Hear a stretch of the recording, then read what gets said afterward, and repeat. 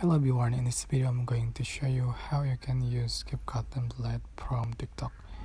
Alright, you are just going to download the TikTok apps and just sign up or log into your account and open the TikTok apps and then click on search icon and then just type keyword on the trending on TikTok or CapCut and appears. Just select the video you like to use. For example, click on the video and then click use template, and we are directing to the CapCut apps.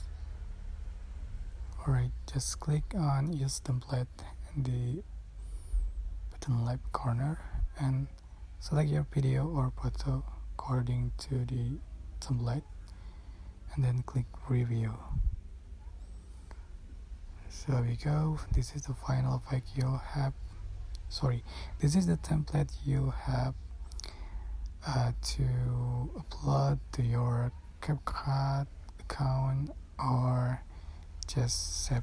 Alright, I hope this tutorial was helpful for you guys. Don't forget to like, comment, share, and also subscribe.